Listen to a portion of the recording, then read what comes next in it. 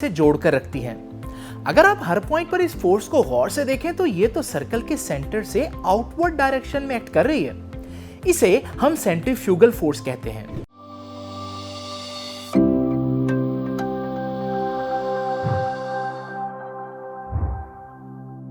क्या आप इस बॉल को टच किए बगैर इस वाइन ग्लास में डाल सकते हैं?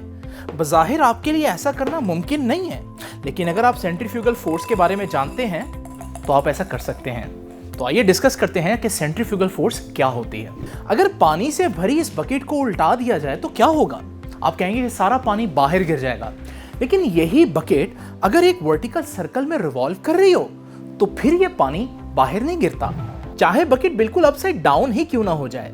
ऐसा लग रहा है जैसे बकेट के अंदर मौजूद पानी पर हर लम्हा एक फोर्स लग रही है जो उसको बकेट की बेस से जोड़कर रखती है। अगर आप हर पॉइंट पर इस फोर्स को गौर से देखें तो ये तो सर्कल के सेंटर से आउटवर्ड डायरेक्शन में एक्ट कर रही है। इसे हम सेंट्रीफ्यूगल फोर्स कहते हैं। So centrifugal force is an apparent force acting radially away from the centre of the circle. ये सेंट्रीफ्यूगल फोर्स ही है जिसकी वजह से मौत के कुएं में गाड़ियां और मोटरसाइकिल कुएं की दीवारों के साथ जुड़ी रहती हैं और गिरती नहीं। इसी तरह से ग्रेविटी फ्री सिस्टम्स यानी सैटेलाइट्स वगैरह को उनके एक्सिस पर रोटेट करके सेंट्रीफ्यूगल फोर्स जनरेट की जाती है, जो सैटेलाइट के अंदर मौजूद ऑब्जेक्ट्स के लिए एक आर्टिफिशियल ग्रेविटी के तौर पर एक्ट करती है।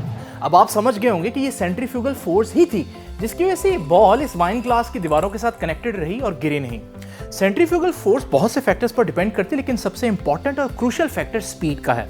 जैसे इस केस में अगर आप देखें, अगर इस गाड़ी की स्पीड कम हो तो हम देखते हैं कि सेंट्रीफ्यूगल फोर्स इनफ नहीं थी कि ये सर्कल कंप्लीट हो सकता।